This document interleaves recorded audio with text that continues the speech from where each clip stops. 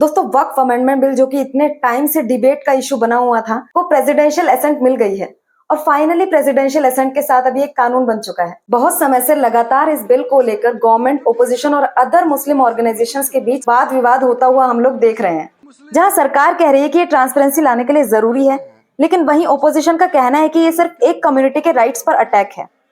Hello everyone, this is Charu Gupta and आज के session में हम इस बिल को ब्रेक डाउन करने की कोशिश करेंगे और ये समझने की कोशिश करेंगे कि इसका असल इम्पैक्ट क्या है और आखिर इसका इतना विरोध क्यों हो रहा है और क्या ये सच में एक बड़ा रिफॉर्म है या फिर सिर्फ एक पॉलिटिकल गेम। आइए समझते हैं। दोस्तों, अगर आपको वक्फ अमेंडमेंट बिल 2024 को समझना है तो सबसे पहले तो वक्फ का मतलब ही क्लियर होना चाहिए। तो वक्फ एक ऐसी इस्लामिक एंडोनमेंट है जिसमें कोई भी इंसान अपनी प्रॉपर्टी या पैसा अल्लाह की राह में या फिर कहें कि अल्लाह के नाम पर डोनेट करता है। ये डोनेशन एक चैरिटेबल पर्पस के लिए होता है, जैसे कि मस्जिद, मदरसा, हॉस्पिटल, ऑर्फनेजेस या फिर कोई और सोशल कॉज। और हाँ, एक बार यदि कोई प्रॉपर्टी वक्फ में दे दी जाए तो उसे बेचा नहीं जा सकता, ट्रांसफर भी नहीं किया जा सकता, सिर्फ मैनेज किया जा सकता है। और ये वक्फ प्रॉपर्टी का मैनेजमेंट स्टेट वक्फ बोर्ड के पास होता है, जो एक गवर्नमेंट रिकॉग्नाइज्ड बॉडी होती है।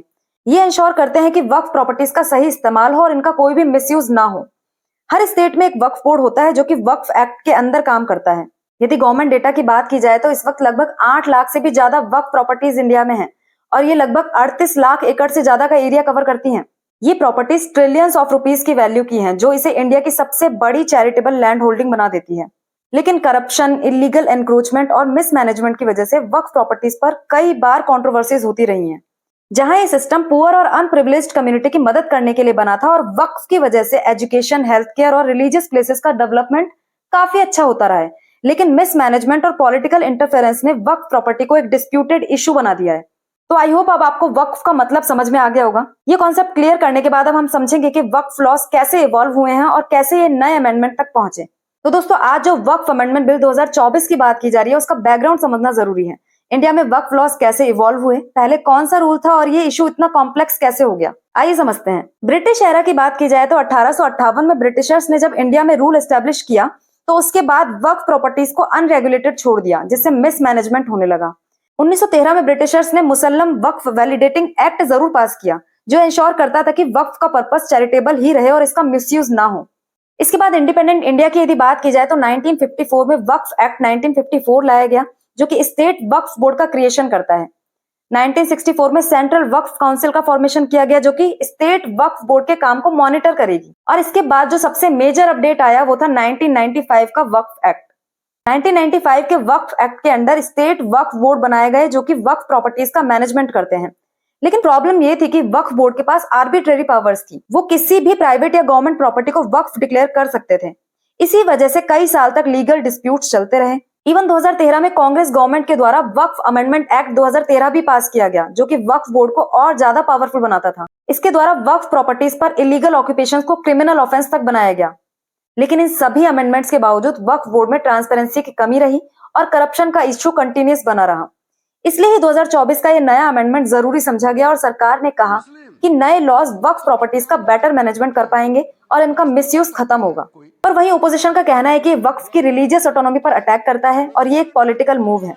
अब दोस्तों, जब आपको वक्फ लॉज का इवोल्यूशन समझ में आ गया है तो हम आगे देखेंगे कि 2024 के नए बिल में क्या मेजर चेंजेस लाए गए हैं और इतनी कंट्रोवर्सी क्यों क्रिएट हो रही है। पहला इशू है लैंड एक्विजिशन और वक्फ ऑफ प्रॉपर्टी राइट से रिलेटेड।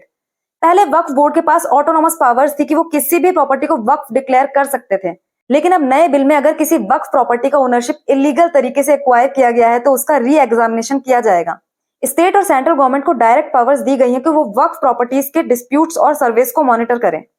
दूसरा इशू है वक्फ बोर्ड में नॉन मुस्लिम मेंबर्स की अपॉइंटमेंट को लेकर, और सबसे ज्यादा विरोध इसी प्रोविजन का हो रहा है। पहले जहां वक्फ बोर्ड में सिर्फ मुस्लिम ही मेंबर बन सकते थे, लेकिन अब नए बिल में गवर्नमेंट को पावर दी गई है कि वो किसी भी क्वालिफाइड नॉन मुस्लिम को वक्फ बोर्ड का मेंबर अपॉइंट कर सकते हैं। तीसरा इशू है वक्फ बोर्ड की पावर को रिड्यूस करने से लेकर। पहले जहां वक्फ बोर्ड बिना किसी अप्रूवल के किसी भी प्रॉपर्टी को वक्फ डिक्लेयर कर सकते थे, वहीं अब किसी भी प्रॉपर्टी को वक्फ डिक्लेयर करने से पहले डिस्ट्रिक्ट कलेक्टर के लेवल के ऑफिसर की अप्रूवल मैंडेटरी होगी। अगर किसी प्रॉपर्टी ओनर को लगता है कि उसकी जमीन वक्फ लिस्ट में बिना उसकी परमिशन के डाल दी गई है तो वो डायरेक्टली डिस्ट्रिक्ट कलेक्टर के पास अपील कर सकता है। चौथा इशू है सर्वेज एंड डॉक्यूमेंटेशन को लेकर। पहले जहां वक्फ प्रॉपर्टीज का रिकॉर्ड मोस्टली मैनुअल था और उसमें ट्रांसपेरेंसी की कमी थी, वहीं नए बिल के अंदर हर वक्फ प्रॉपर्टी का डिजिटल डॉक्यूमेंटेशन जरूरी होगा। पांचवा बड़ा इशू है डिस्प्यूट रिजोल्यूशन को लेकर। पहले अगर किसी प्रॉपर्टी ओनर को लगता था कि उनकी जमीन वक्फ के अंदर गलत तरीके से लिस्ट हो गई है तो उनके पास लिमिटेड लीगल ऑप्शंस होते थे। लेकिन अब नए बिल में डिस्प्यूट रेजोल्यूशन का एक अलग प्रॉपर लीगल फ्रेमवर्क तैयार किया गया है, जिसमें अफेक्टेड पार्टीज डायरेक्टली जुडिशरी या गवर्नमेंट अथॉरिटीज के पास अपील कर सकती हैं। पहले जहां वक्फ ट्राइब्यूनल का डिसीजन फाइनल होता था, लेकिन अब इस डिसीजन के अगेंस्ट अपील की जा सकती है। सरकार का कहना है कि ये सिस्टम ट्रांसपेरेंसी लाएगा। इसके अलावा इस बिल में विमेन्स राइट को भी प्रोटेक्शन दिया गया है। फैमिली वक्फ बनाने से पहले औरतों को उनका इनहेरिटेंस मिलना जरूरी है। स्पेशली विडोज, डाइवोर्स्ड विमेन और ऑर्फन्स के लिए स्पेशल प्रोविजंस रखे गए हैं। इसके अलावा ये बोला गया है कि प्रॉपर्टी सिर्फ वही लोग वक्फ में दे सकेंगे या फिर वक्फ कर सकेंगे जो कम से कम 5 साल से इस्लाम को प्रैक्टिस कर रहे हैं।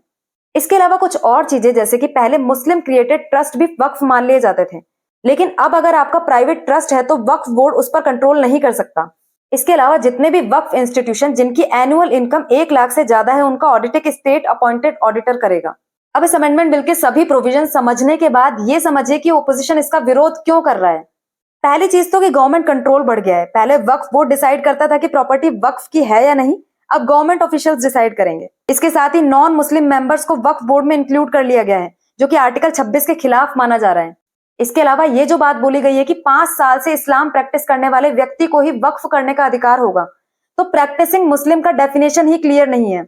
इसके अलावा वक्फ बाय यूजर प्रिंसिपल को भी हटा दिया गया है। वक्फ बाय यूजर से क्या मतलब है? मतलब ऐसी प्रॉपर्टीज जिनका प्रॉपर डॉक्यूमेंटेशन नहीं है, लेकिन वो सालों से रिलीजियस यूज में आ रही है, तो उन्हें वक्फ कंसीडर कर लिया जाता था। अब उनका स्टेटस हट सकता है।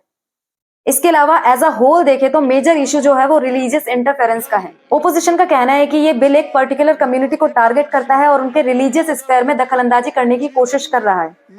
साथ ही बहुत सारी मुस्लिम ऑर्गेनाइजेशन इस बिल के अगेंस्ट प्रोटेस्ट कर रही हैं। जमात ए इस्लामी हिंद, AIMIM और मुस्लिम पर्सनल लॉ बोर्ड जैसे ग्रुप्स ने इस बिल को वक्फ ऑटोनॉमी पर अटैक बताया है। कई जगहों पर प्रोटेस्ट हो चुके हैं, जिसमें डिमांड की गई है कि गवर्नमेंट इस बिल को वापस ले या रिवाइज करे। लेकिन अपने डिफेंस में गवर्नमेंट का कहना है कि ये बिल सिर्फ वक्फ बोर्ड में ट्रांसपेरेंसी और अकाउंटेबिलिटी बढ़ाने के लिए लाया गया है। लैंड डिस्प्यूट और इलीगल एनक्रोचमेंट को रोकने के लिए नेसेसरी रिफॉर्म है, जो कि करना जरूरी है। नॉन मुस्लिम्स को वक्फ बोर्ड में इंक्लूड करने का डिसीजन सिर्फ इंक्लूसिविटी बढ़ाने के लिए है, ना कि रिलीजियस इंटरफेरेंस के लिए। इसके साथ ही गवर्नमेंट का कहना है कि बिल किसी भी रिलीजियस कम्युनिटी को टारगेट नहीं करता, किसी के भी अगेंस्ट नहीं है, बल्कि एक लीगल रिफॉर्म है जो कि करना जरूरी था। और अब जब ये बिल लोकसभा और राज्यसभा दोनों हाउसेस से पास हो चुका है और प्रेसिडेंशियल एसेंट भी इसे मिल चुकी है, तो आगे पॉसिबिलिटीज को देखना जरूरी है कि आगे क्या क्या हो सकता है। पहली चीज तो ये कि अब जब ये बिल कानून बन गया है तो सभी कम्युनिटीज इसको एज इट इज एक्सेप्ट कर लें, जो कि थोड़ा सा मुश्किल है। दूसरी चीज ये कि सुप्रीम कोर्ट में चैलेंज होने के चांसेस ज्यादा हैं। ओपोजिशन और मुस्लिम ऑर्गेनाइजेशंस इस बिल को अनकॉन्स्टिट्यूशनल डिक्लेयर करवाने के लिए सुप्रीम कोर्ट जा सकते हैं, और इवन कुछ लोग तो सुप्रीम कोर्ट जा भी चुके हैं। और अगर कोर्ट ने स्टे लगा दिया तो इस बिल के प्रोविजंस लागू होने से रुक सकते हैं। तो दोस्तों, फाइनली जब अब ये बिल लॉ बन गया है, वक्फ बोर्ड का पावर स्ट्रक्चर परमानेंटली चेंज हो जाएगा। फ्यूचर में बिल कैसे इंप्लीमेंट होगा, ये तो जुडिशरी और पॉलिटिकल डेवलपमेंट पर डिपेंड करता है। आप लोगों का क्या मानना है? क्या ये बिल एक जरूरी लीगल रिफॉर्म है या फिर एक पॉलिटिकल मूव? और अगर ये बिल सच में माइनॉरिटी राइट्स को टारगेट करता है, तो उसी माइनॉरिटी कम्युनिटी के कुछ लोग बिल के पास होने पर हमें इस तरीके से खुशी मनाते हुए क्यों दिखाई दिए? आप किस साइड हैं ये आप डिसाइड कीजिए, और अपना ओपिनियन कमेंट बॉक्स में जरूर बताइएगा। आज के सेशन में इतना ही है। यदि वीडियो अच्छी लगी है तो लाइक, शेयर और सब्सक्राइब करना मत भूलना। मिलते हैं किसी नए मुद्दे के साथ नेक्स्ट वीडियो में। Thank you very much.